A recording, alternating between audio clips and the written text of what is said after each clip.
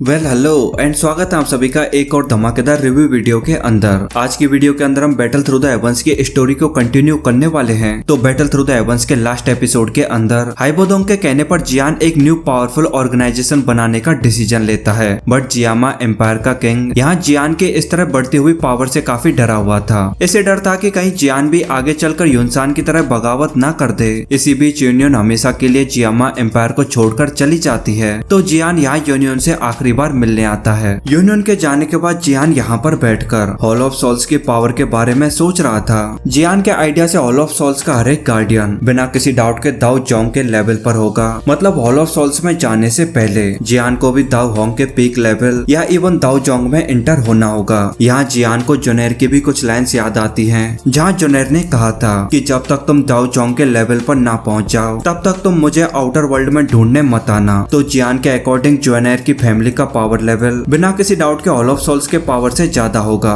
इस टाइम जियान अपने फादर, अपने मास्टर एंड अपनी फैमिली के लिए यहाँ अपने आप को और भी ज्यादा स्ट्रॉन्ग बनाने का डिसीजन लेता है। रात को जियान अपने घर में चोरी छिपे घुसने की कोशिश करता है, तो यहाँ सीओ फैमिली के गार्ड जियान पर अटैक करना शुरू करते हैं। क्योंकि इन गार्ड्स का जियान के आगे टिकने का कोई चांस नहीं था, तो जियान ने इन सभी गार्ड्स को जल्दी डिफीट कर दिया था। जियान यहाँ केवल अपने घर के सिक्योरिटी सिस्टम को चेकआउट कर रहा था और जियान के अकॉर्डिंग ये सभी गार्ड्स काफी बढ़िया थे। इसके बाद जियान के दोनों भाई यहाँ पर आते हैं, तो जियान अपने सेकंड ब्रदर को ग्रीन नेदर लॉन्गेविटी पिल देता है। ये पिल लाइफ डिवॉर्बिंग पिल के साइड इफेक्ट को कम करने में हेल्पफुल थी। देन जियान अपने फर्स्ट ब्रदर को यहाँ सभी बिग फैमिलीज के लीडर्स को इनवाइट करने का काम देता है, ताकि वो अपनी न्यू अलायंस को लेकर सभी से बातचीत कर सके। अगले दिन सीओ फैमिली के मेंशन में मू, नलन, मितिर, alchemist association and even royal family का हेड यानी जियामा एम्पायर का किंग आता है। इसके बाद जियान बताता है कि योनलान सेक्ट के ओवर होते ही जियामा एम्पायर भी काफी कमजोर हो गया है, तो ये नॉर्थ वेस्ट कॉन्टिनेंट में जियामा एम्पायर के लिए एक सीरियस इशू है। जियान इस प्रॉब्लम के सॉल्यूशन के लिए यहाँ सभी के आगे एक अलायंस का प्रपोजल रखता है। नलन फैमिली के अकॉर्डिंग जियान सभी बिग फैमिलीज को अपने अंडर लेकर यहाँ एक न्यू पावरफुल फोर्स क्रिएट करना चाहता था, बट यही प्लान तो काफी टाइम से यूनसान का था। इस तरह तो जियान एक दिन जियामा एम्पायर को भी डोमिनेट कर देगा। सो यहाँ पर जियान का फर्स्ट ब्रदर एक्सप्लेन करता है कि ये अलायंस न केवल किंगडम को बल्कि अलायंस के सभी मेंबर्स को भी प्रोटेक्ट करेगी। साथ ही इस न्यू पावर के बाद बाहर के एम्पायर्स के बीच जियामा एम्पायर का लेवल बिना किसी डाउट के हाई होगा। ये अलायंस सभी बिग फैमिलीज को सूटेबल रिसोर्सेज प्रोवाइड करके आप सभी की फैमिलीज के लेवल को भी हाई करने में हेल्पफुल रहेगी, क्योंकि अभी भी ये सभी फैमिली लीडर्स को कम्प्लीटली सेटिस्फाइड नहीं कर पाए थे। तो जियान अलायंस के अंदर एल्डर्स का एक कोर्ट बनाने का प्रॉमिस करता है। अलायंस के सभी बड़े डिसीजंस यहाँ इसी कोर्ट के एल्डर्स के द्वारा लिए जाएंगे और उस एल्डर्स के कोर्ट के अंदर आप सभी लीडर्स को एक सूटेबल पोस्ट भी दी जाएगी।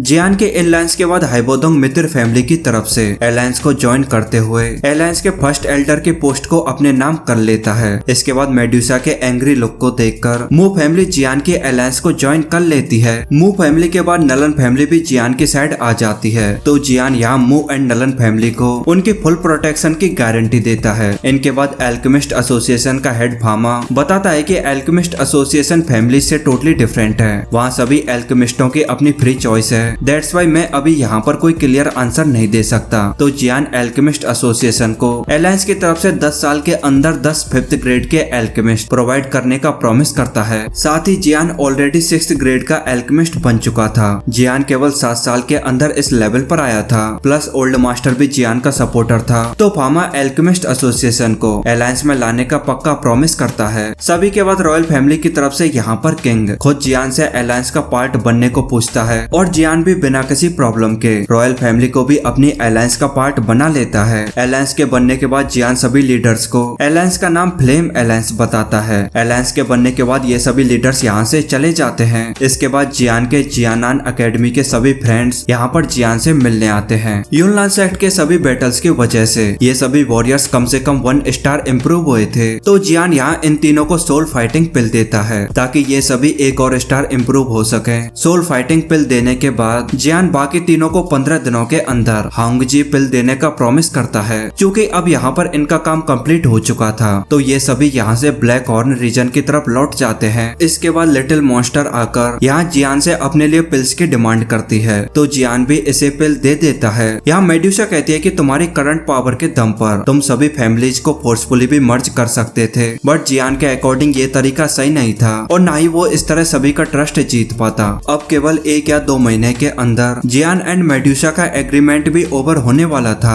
मेड्यूसा के अकॉर्डिंग सोल रिकवरी पिल लेने के बाद जियान उसके हाथों से मरने वाला पहला पर्सन होगा। जैसा कि मेड्यूसा ने कुछ इंग्रेडिएंट्स को कलेक्ट किया था, बट मेड्यूसा के अकॉर्डिंग इस लिटिल मॉन्स्टर ने ऑलरेडी उन सभी इंग्रेडिएंट्स को फिनिश कर दिया था। लिटिल मॉन्स्टर यहाँ पर कुछ बोलने की कोशिश करती है, बट मेड्यूसा इसे डराकर चुप करा देती है। मतलब अब जियान की टाइम लिमिट ऑलरेडी बढ़ चुकी थी। इसके बाद लिटिल मॉन्स्टर की बॉडी में कुछ चेंजेस आने लगते हैं। यहाँ पर ये एक्चुअली में नेक्स्ट लेवल पर जाने को एकदम रेडी थी, तो जियान लिटिल मॉन्स्टर को किसी शांत जगह पर ले जाने का डिसीजन लेता है ताकि वो एक साथ नेक्स्ट लेवल में जा सके। शांत जगह के लिए मेड्यूसा मैजिकल बीस्टों के फॉरेस्ट को सजेस्ट करती है और खुद भी इन दोनों के साथ जाने का डिसीजन लेती है। देन ये तीनों घूमते घूमते क्विंगशान टाउन के इस वाले एरिया में आते हैं। क्योंकि मेड्यूसा यहाँ पर अपनी ड्रेस में बेहद खूबसूरत लग रही थी, तो यहाँ ये सभी लोग ऑलमोस्ट मेड्यूसा पर लट्टू थे। मेड्यूसा यहाँ इन सभी को मारने वाली थी कि तभी जियान के कहने पर मेड्यूसा रुक जाती है। टाउन के मेन गेट पर ब्लड मैसनरीज के इन 2 मेंबर्स का स्नेक नेस्ट मैसनरीज के लोगों के साथ बैटल ऑनगोइंग था। क्योंकि जियान इन दोनों को ऑलरेडी जानता था, तो जियान यहाँ पर स्नेक नेस्ट मैसनरीज के लोगों को पलक झपकते ही वाइप आउट कर देता है और इन लोगों ने भी यहाँ पर जियान को पहचान लिया था।